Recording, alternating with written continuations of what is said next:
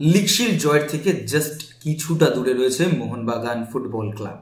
আমরা এই মুহূর্তে যদি লিগ টেবিলের অবস্থান দেখি তো সব থেকে বেশি কম্পিটিশনে যে ক্লাবটা মোহনবাগানের সাথে রয়েছে সেই ক্লাবটা কিন্তু জামশেদপুর এফসি, অর্থাৎ খালিদ জামিলের জামশেদপুর।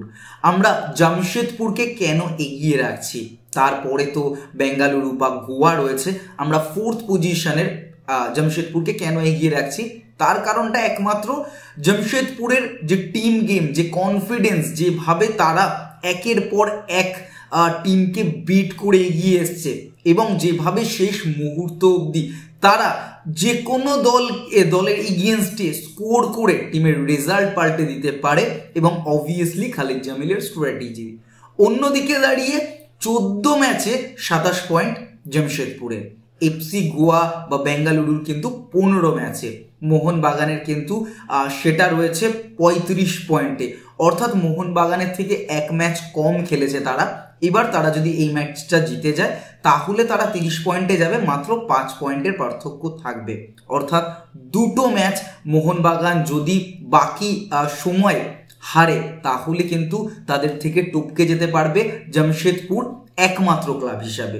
বাট এই ম্যাচটা মোহনবাগান যদি জিতে যেতে পারে জামশেদপুরের ঘরের মাঠে গিয়ে, তাহলে অবভিয়াসলি মোহনবাগানের হাতে আরও একটা শিল্ড ওঠা জাস্ট সময়ের অপেক্ষা এবং তারপরে তাদের কেউ আর রিচ করতে পারবে না। বাট এই ম্যাচের আগে কিন্তু কিছু ডিসঅ্যাডভান্টেজ মোহনবাগানের জন্য রয়েছে। অনিরুদ্ধ থাপা এখনো 2 থেকে 3 সপ্তাহের জন্য মাঠের বাইরে।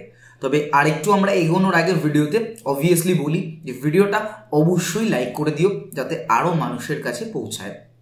এবার আসা যাক, অনিরুদ্ধ থাপা কিন্তু মূলত এমন একটা ভার্সেটাইল ফুটবলার যাকে তুমি উইংয়ে সুইচ করে খেলাতে পারবে, যে কোনো উইংয়ে।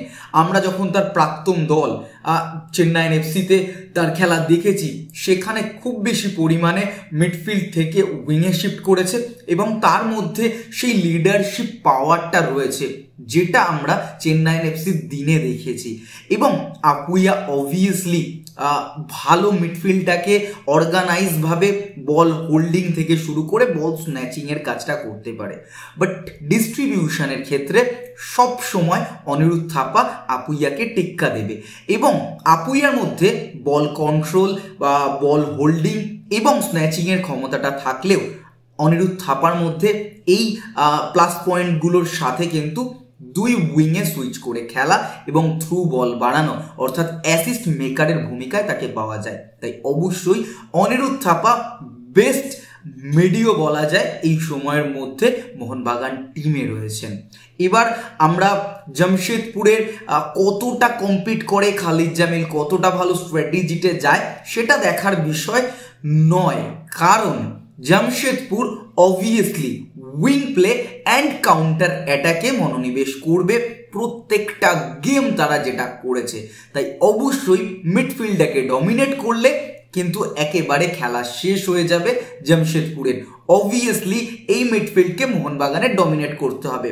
বাট যেটা আমরা ডার্বির ক্ষেত্রে দেখেছি, মোহনবাগান নো ডাউট বেঙ্গলকে প্রত্যেক ডার্বিতে আইএসএলে হারাচ্ছে এবং লাস্ট ডার্বিতেও হারিয়েছে। বাট বাকি ডার্বিগুলো লাস্ট ডার্বির অনেকটা পার্থক্য আছে। মোহনবাগানকে কখনো দেখে মনে হয়নি এই টিমটার মধ্যে খুব ভালো যে পজিশনের গ্যাপ ইস্ট বেঙ্গলের সাথে তারা তৈরি করেছে সেই কোয়ালিটি ফুটবলটা আমরা দেখতে পাইনি। তাই অবভিয়াসলি আত্মতুষ্টিতে ভুগলে হবে না ফুটবলারদের। এই ম্যাচটা জিতলেই মোহনবাগান লিগ শিল্ড হাতের মুঠোয় এবং তার জন্য এই ম্যাচটাকে জান প্রাণ দিয়ে খেলতে হবে 11টা ফুটবলারকে।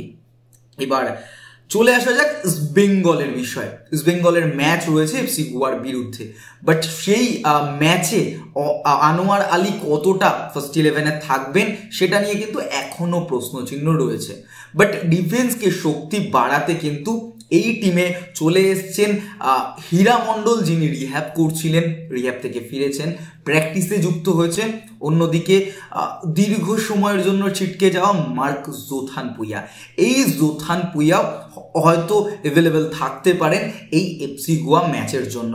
অন্যদিকে দাঁড়িয়ে ইস্ট বেঙ্গলের নতুন বিদেশি সিলিস প্রথম দিন প্র্যাকটিসে নাকি 4টে গোল করেছেন এবং তারপরের দিনই প্র্যাকটিসে গড় হাজির, কুচকিতে চোট। তবে কুচকির যে স্ক্যান হয়েছে সেখানে কিন্তু সেই রিপোর্টে আশঙ্কার কিছু নেই।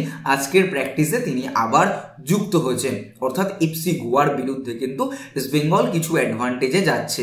বাট ওই যে আনোয়ার না থাকলে হিজাজি বা হেক্টর কি করতে পারে আমরা প্রত্যেক ম্যাচে দেখছি। তাই অবশ্যই এই ম্যাচটাকে ইস্ট বেঙ্গল ডিফেন্সটাকে আরো বেশি কম্প্যাক্ট থাকতে হবে, না হলে কিন্তু এফসি গোয়ার বিরুদ্ধে উইনটা তুলে নেওয়াটা খুব চাপের বিষয় হবে। এবং ইস্ট বেঙ্গলের হাতে বাকি মেবি 9টা ম্যাচ রয়েছে। 9টা ম্যাচ যদি ইস্ট বেঙ্গল জিততে পারে লিগ টেবিলে একটা ভালো জায়গায় ইস্ট বেঙ্গলের অবস্থানটা থাকবে। এবং obviously coach Oscar Bruzon, management প্রত্যেককে ভাবতে হবে এই ডিফেন্সের বুড়ো দুটোকে লাথি মেরে কোনো ভালো ডিফেন্ডার আনা, কারণ ইস্ট বেঙ্গলের এফসির ম্যাচ রয়েছে পরবর্তীতে, সেটাকে মূল ফোকাসে রাখা। দেখা যাক এখন ইস্ট বেঙ্গল ম্যানেজমেন্ট এটা নিয়ে কি বৃত্তান্ত বা কি বিষয় ভাবনা চিন্তা করে, সেটা তো আমরা আগামী দিনেই দেখতে পারবো। তবে অন্যদিকে দাঁড়িয়ে কেরালা ব্লাস্টার্স, ভাই ওরা কিছু করুক না করুক ওদের টিমে এমন কিছু প্লেয়ারকে আনে যারা নো ডাউট ট্যালেন্টেড, ওদের স্কাউটিং টিমটাই দুর্দান্ত। হয়তো ওরা ট্রফির কাছে এসে বারবার ফিরে যায়, বাট ভাই যেসব প্লেয়ারকে ওরা নিয়ে আসে না, নো ডাউট দুর্দান্ত কিছু প্লেয়ার। এবং আরও একটা প্লেয়ার তারা কিন্তু নিয়ে এসছে 80 লাখ টাকা ট্রান্সফার ফি দিয়ে, দুসানকে তারা সাইন করিয়েছেন। সেন্টার ব্যাক, সে কিন্তু মে 2026 অব্দি চুক্তিবদ্ধ। 30 বছর বয়সী এই সেন্টার ব্যাক কিন্তু মন্টেগ্রোর জাতীয় দলের ফুটবলার। অন্যদিকে আলেকজান্ডারকে তারা রিলিজ করে দিচ্ছে। এই ছিল আপডেট।